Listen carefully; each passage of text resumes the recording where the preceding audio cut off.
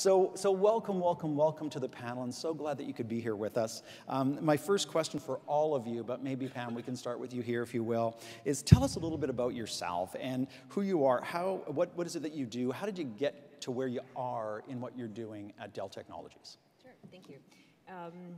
So I am a mother of 2 amazing boys.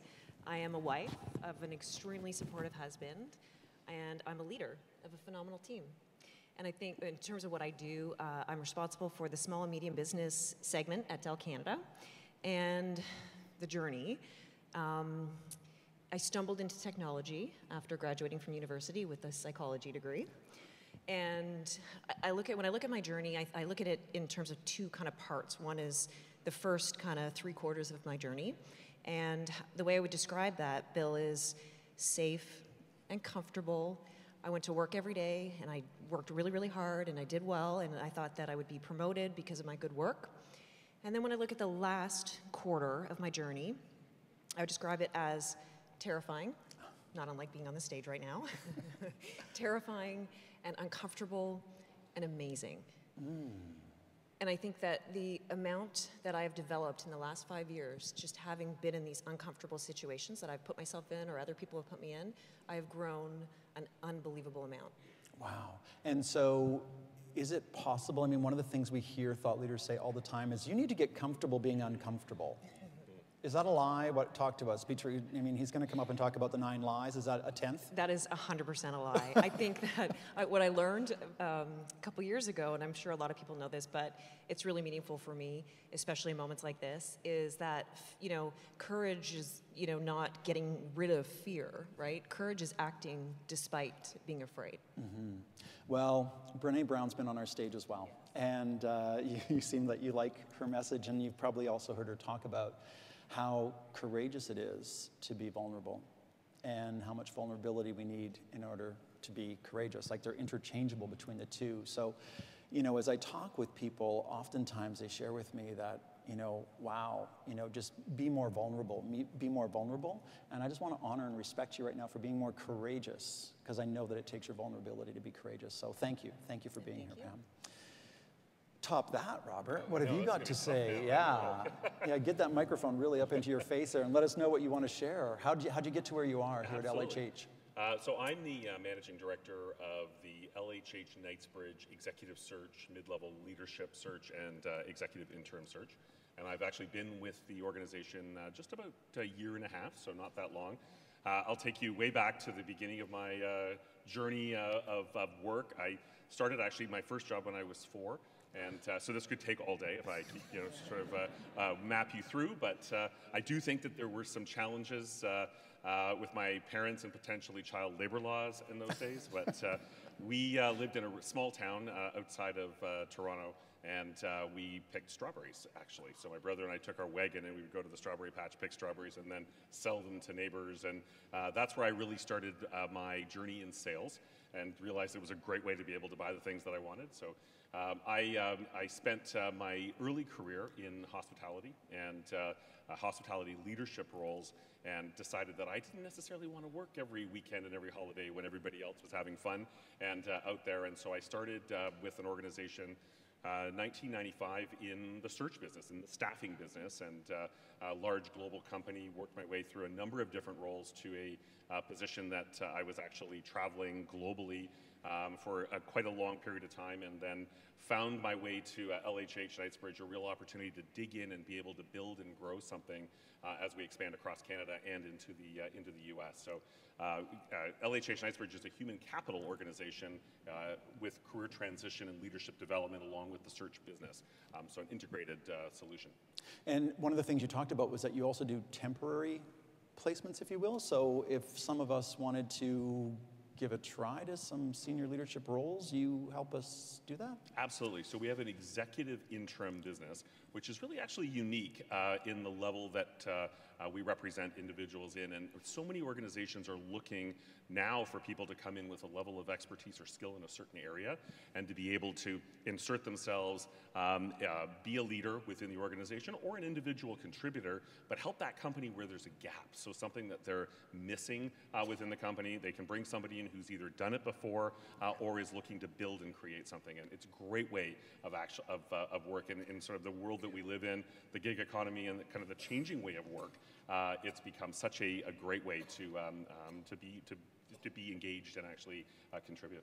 Fair enough, beautiful. And then we hear that term again, gig economy, and I'm thinking everybody understands what that is now, but I'm not really sure if we've all got it now. Not everybody's got it down. Do you want to talk a little bit about it, or do you want me to take a stab at it? Sure, you can start, and then I can. So basically, the gig economy is just that we got another gig. It's like we have a full-time job, but then we got another gig on the side. It's also referred to as our side hustle sometimes, and so you may find that people help out in a family business, or maybe they're doing something that's a little bit different, but it's kind of that whole, I've got my full-time job, but I got another gig on the side. So, and it's amazing how many people have 2 or 3 different gigs going at any given time too. There's a lot of balancing there. There we go. Awesome. Thanks. Well, glad you're here with us as well. Thank you.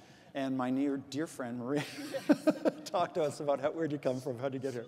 Speaking about gig economy, I'm lucky my gig is playing games, and I work in video gaming industry, so it's kind of nice. My name is Maria Radulovic-Nastic, and I'm Senior Vice President of Development Technologies and Services in EA. So I'm responsible for, if you want, technology direction for all EA studios. I'm an engineer, and my career path was all about technology. So I was lucky, maybe 15 years ago, to kind of merge together my love for technology and my love for video games, and got a job in EA. Another interesting, if you want, part of my career is I always had opportunity to lead global, very distributed teams. So currently, I have a team in 27 different locations, 4 continents, with all EA studios, which means that diversity of business cultures that I see every day is enormous. And if you know how to really work with that and leverage something like that, it's enormous power and opportunity. So I mentioned different countries and different locations. So you have imagine different business cultures on those locations, but also type of games that those teams make. So, for example, you have teams making Sims games or Plants vs. Zombies, but then we have our third and first person shooters games, our sports games here in Vancouver. So seeing all, again, diversity of business cultures and diversity of thinking, diversity of creativity is something that makes my job great. Wow. And so my next question, I'm going to start with you, Marie, because I think you've almost given us a great lead into it. In your opinion, what's the biggest challenge facing leaders today? And you talked about that diverse group of people that you're working with all around the planet. So I won't suggest that is your answer, but what do you see as the biggest challenge facing leaders today? So you're correct. Diversity, I wouldn't say it's a challenge. It's actually opportunity. So finding ways to leverage that as opportunity to make it more creative, more interesting, more engaging is one of the, in my mind, biggest challenges of leaders of today. The other thing is different generations have different ways to stay connected and engaged in a business. So again, finding different ways to go across generations. Like we have a lot of peoples that are just out of university, and then with all other generations, finding a way to engage them all and get the best out of what they can offer in every phase in their life. So I would say that. And beautiful. Pamela. And we just had a quick conversation just before we walked out here, and I was really proud of myself because I kind of say that I have the most diverse team at Dell. And I was really excited, and it wasn't until about a year ago that I realized that just having that diversity on the team really didn't mean anything if I wasn't able to maximize it. So I'd love to hear you say that you are maximizing it.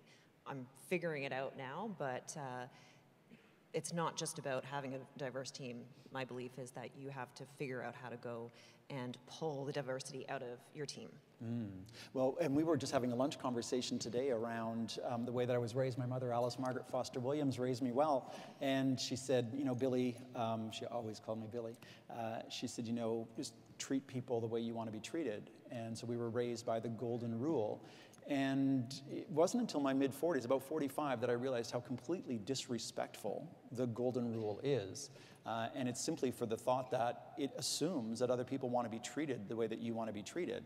And so I've elevated now from that golden rule to now what's called the platinum rule. But Pam, it's really connecting for me because the platinum rule is treating people the way they want to be treated.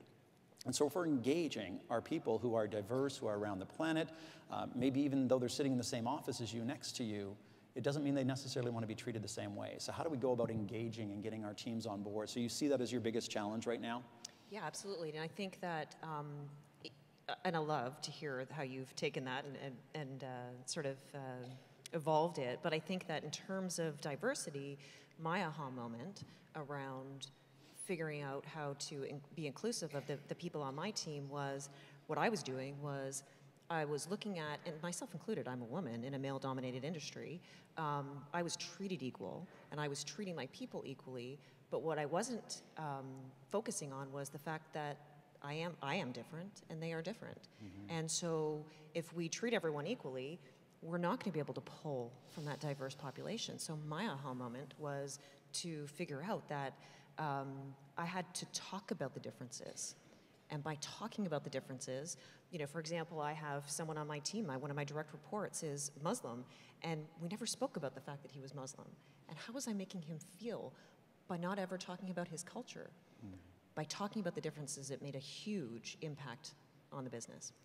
Well, that takes us back to your first point as well, though, because now we're going to be vulnerable and be courageous to have that conversation, and we may, in our authenticity, really make a fool of ourselves, but maybe we need to start doing that a little bit more, just so we can have some of these conversations, so we can learn more from each other, what to do, and maybe even some things that we need to not do. So, Robert, what about in your world? Any significant challenges that you're seeing in the leadership world? I would certainly agree, and I think that multi-generational workforce, so many people in the workforce today, and ensuring that everybody is integrated in to the organization, but to your point, you know, recognizing the differences and really appreciating those and bringing those to the forefront and working with that group. I actually manage a team of people that literally start from somebody who's right out of school. This is his very first job, to people that are right at the very end of their working career, and so it makes it a very challenging environment in many ways, but a great environment in others, as people learn from one another and really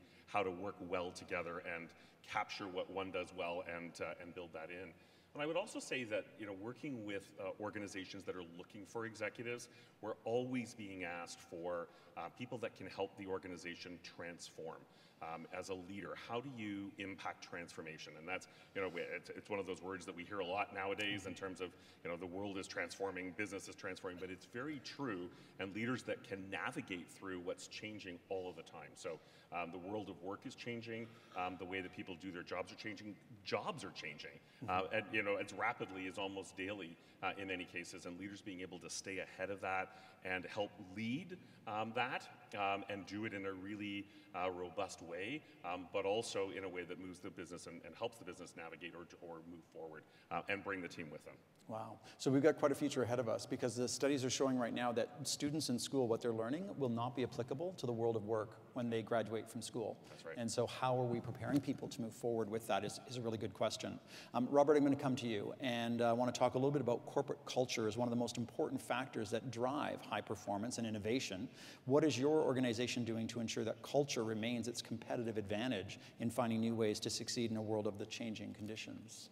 You know, it's a great question, and I will say that LHH Knightsbridge has gone through a journey on this, where we realized there was a point where culture maybe wasn't that great, and we were losing people from the organization, and often reasons came back that, well, it wasn't a great culture, we didn't really care for this, we didn't really like that, and that came as a surprise to many of the leaders. And so we took a step back and thought, how do we learn how to change this, listen to what people are saying, what they're asking for, and implemented a engagement survey, which was called Pecan. And it's actually in every second month, so it comes out bi-monthly. And it's a quick snippet, 15 questions that dig into many of those core areas as it relates to culture, environment. And again, I think we were a little surprised by some of the results that came back early on. But what we did do was to take those and really listen to what people were saying, dig into them one by one, address them in a real broad way, acknowledge them, acknowledge where maybe we were doing well and those areas that we weren't, and what we were doing about that. So how were we impacting culture within the organization? And then from that, share back with the organization the changes that were made and the things that are different today than perhaps were in the past.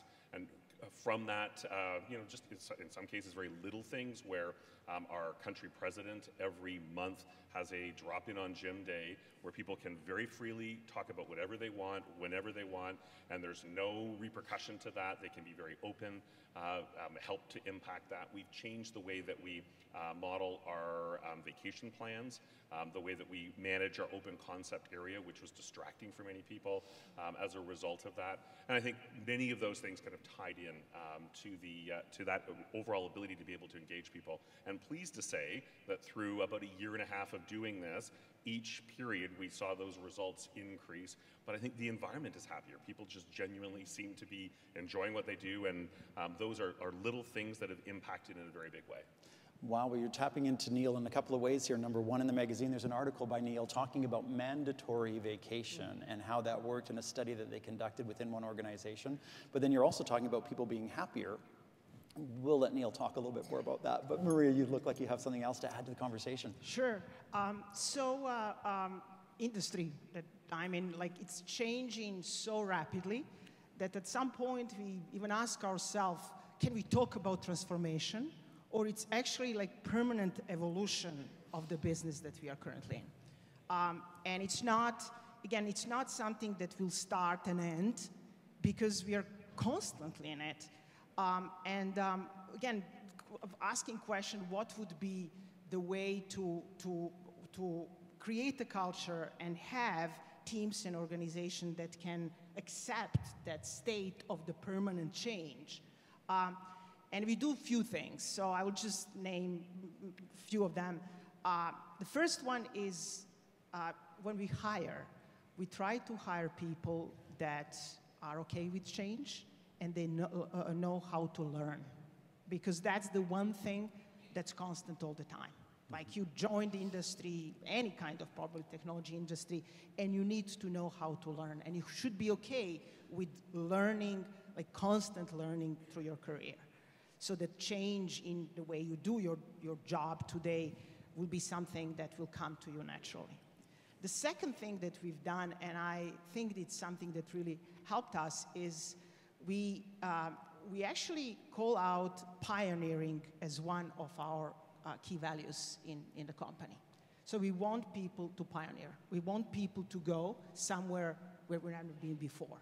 And that's something that we celebrate, that's something that we recognize, and really make it truly as one of our values. The third thing that I specifically done in my org, but we've seen it broader in the company, is come up with a good framework for experimentation. So you want to encourage and motivate people to experiment. So they won't, but rather than just say free for all, let's all go and experiment every moment, give a little bit of framework for that. So for example, go with, okay, when we experiment, do we know exactly what questions we want to answer by that experiment? And if experiment is answering questions, even if the answer is no, it's a successful experiment because it answers your question.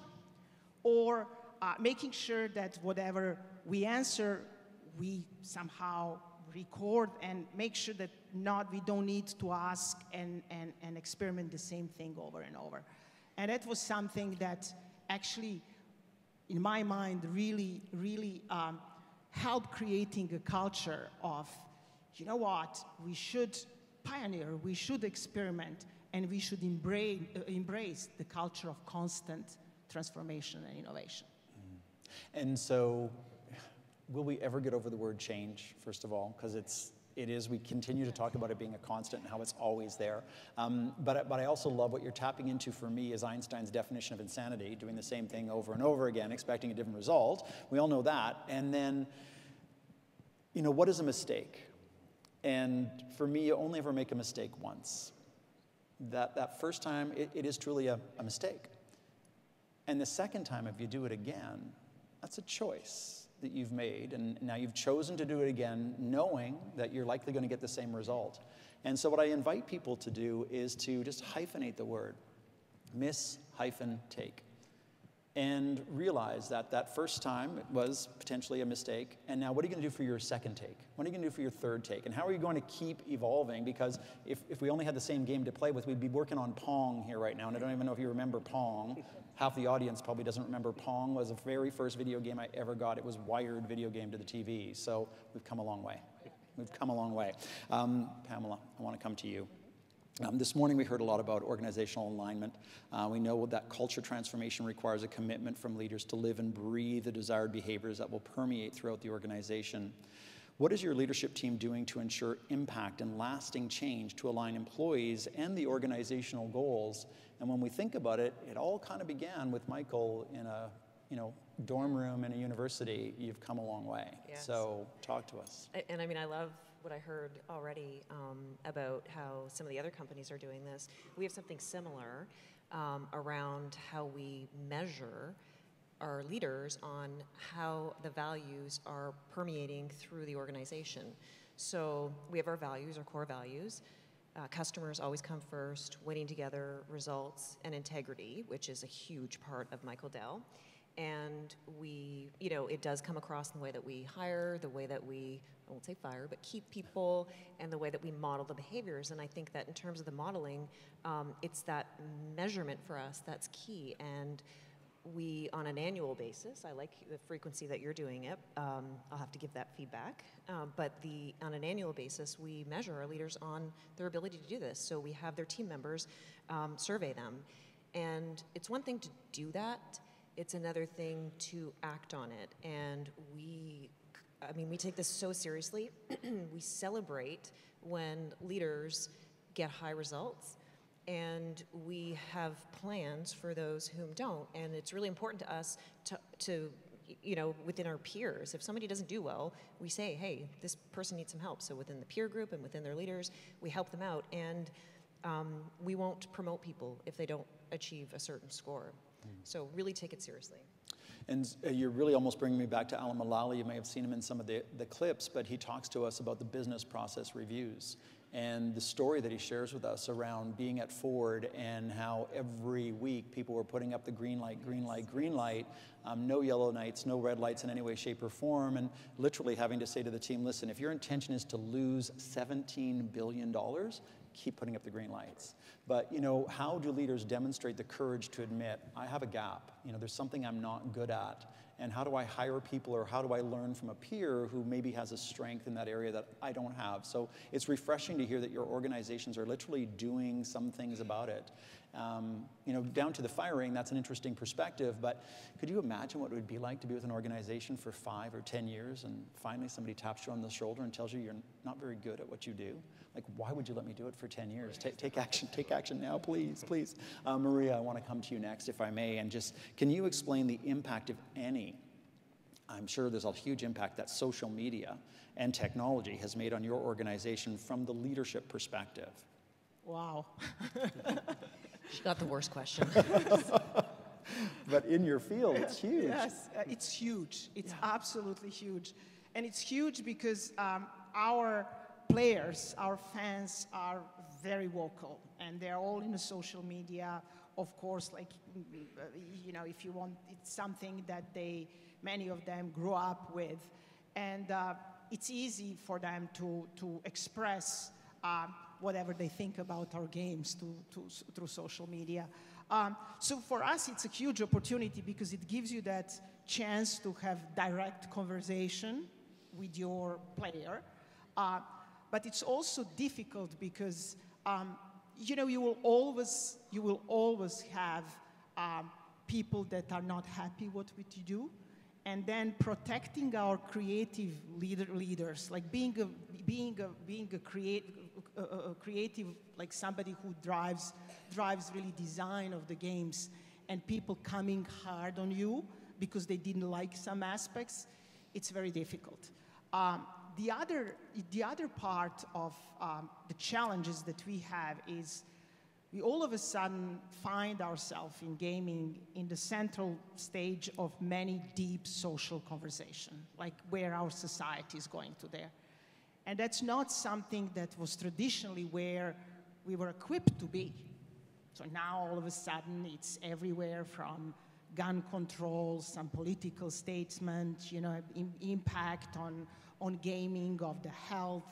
So teaching our leaders and being like all of us, it's something that's a new day, a new learning for me every day, how to deal and respond in those very, very complex societal questions and challenges is a big one for us. So it's a massive change. Wow, and it's a game, so it's supposed to be fun. It's supposed to be fun.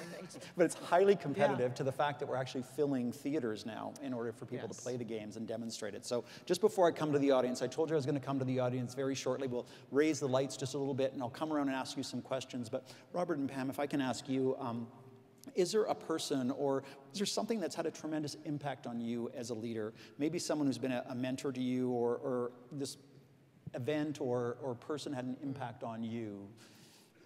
Pamela, Robert? I'll go ahead. Okay. It's going to seem like I was kind of asked or paid to do this, but I can honestly say that the Art of series had an unbelievable impact on me and on my career. And I'll do my best to make this quick. It's a long story, but about 5 years ago, and I kind of mentioned this, alluded to this at the beginning, about 5 years ago, I was a manager of a small team, doing my job and doing it really well, and went to a meeting of 50 leaders across Canada, and the president of Dell Canada says, we're going to do this new go-to-market, we're going to do all this stuff, and oh, by the way, Pam, you're going to run this segment. And yeah, no, that wasn't my reaction, and I freaked out. And by day, I could do my day job, no problem, but being a part of the senior leadership team and running a segment was huge. And I spent 9 months feeling awful. And my confidence was slashed. I would, kind of not to quote Cheryl, but I would not lean in. I wouldn't even sit at the boardroom table. And I looked around at all the super smart, successful men in the room, and I tried to be like them. And it didn't work. And we had the honor of attending the Art of Women in Toronto, and it was my first experience. And I learned about the confidence gap in women, and I learned about Brene, I believe Brene Brown was there, and we talked about, human connections and about being vulnerable. I learned about the imposter syndrome, and I had my friends, my supporters, next to me going, that is you. And I walked out of that conference, Bill, and I'm not allowed to swear, am I? Yeah, sure you can. And I said, fuck it, I am going to... I didn't think you were going to go there, but sure you can. Yeah, go ahead. Sorry. Lori broke the seal. Talk about leaning in. Yeah, go for it. Yeah, lean right in there. Yeah. So, the whole theme was about authenticity, so I said, I'm just going to be myself. And it worked. It was unbelievable. So thank you for that. I love that. I'm so glad. And so just to give that shameless plug where it belongs, that was Caddy Kay, who wrote the book called The Confidence Code. And it is a fabulous, fabulous read about how to be confident and do what it is that you need to do. Do you guys feel courageous? Do you feel confident now? Are you good if I jump down into the audience and take the next sort of 10 minutes or so and hear what they have to say? So let's see if we can get some lights up a little bit. And I'm going to come with this number 3. Go ahead, raise your hand where you at. Holler louder, raise your hand, jump up and down. Thank you, Wendy. I'm getting the general area, but there we go. Thanks. Hey, Maria. It's nice to see a part of EAB Engineering represented up on stage. My question for all is, what are some key things to remember when trying to enable or facilitate the highest productivity from extroverted personalities versus introverted personalities? Who's going to take that one on? Okay. So it's speaking of that diversity of business cultures, you will often see that the similar question about extroversion and introversion you see in the different business cultures. So my team in Germany does not really have the same stance of like speaking up necessarily than my team in Japan versus my team in Silicon Valley. And I think that that's something that's actually forced me to look at the people. We always say like we need to listen to people and talent that whispers, not just shouts. Meaning like you really, the fact that somebody is not necessarily vocal does not mean, like keep that in mind, that does not mean that they don't have an opinion. And they don't have opinion that's super valuable for any discussions that we are in. So I would say making sure that we can pull in engagement that's regardless of that personality traits and encourage people to share their opinions. And when we have that diversity of opinions, we would be unlocking actually and we're maximizing that power of different and diversity. And I just add one thing to that really quickly. I think that in order to maximize the productivity of your team, you need to motivate that team. So I think whether someone's an introvert or they're an extrovert or some other difference, I think it's really, as leaders, we have to figure out the individuals on our team and what motivates them. Yeah, and I would agree, and I think that to me is the most important thing is it's sometimes just asking isn't enough because often they'll say, oh, well, no, I'm good, I'm motivated by this, but really it is getting to know them. And if you don't know them, then it's very difficult to find out. And sometimes it's too late. The person will exit the organization, and that's when they give that feedback. So listening to that as well, well, I could have contributed in this area, or I would have liked to have done this, but nobody ever asked, or I was never brought into that. And always thinking differently about what each person brings to the table and how that can work together. Panel just to your left. Hi, thank you. First of all, Pamela and Maria, so nice to hear your background, your career path. You too, Robert. So my question is certainly coaching down, mentoring down to direct reports comes a little more naturally. What can you tell me about coaching up? Yeah, I mean, and when you say coaching up, you mean sort of networking yourself upwards? No, influencing change or looking for support when, you're trying to be, disrupt things. So I guess in terms of influencing change, for me, the way I look at it is it really is about relationships and trust and the value you're bringing. So I think whether it's, I do think, yes, in a lot of cases, it's easier to do that downwards when we have direct reports, but it's absolutely critical to do that upwards. So I think it's not, I don't have an answer that says one thing. I think it's a continuous, respect and trust and communication with the folks whom are both, kind of below us and above us. It's a great question, like many. I honestly think that I spend more time coaching up as a senior vice president than necessarily coaching down. And I think it's a part of the role of the executive. The way I always position is, I think about, I've been in a role and paid to do what we should be doing and what's the right thing to do, not necessarily what always my boss asked me to do. And I'm pretty open with her saying that, like, listen, you want me to do what we should be doing, not necessarily just go and do this. But that's a fine line. Like the way you do it and say it should be also with, and by the way, I'm here to make all of us, including you, successful as a managing up.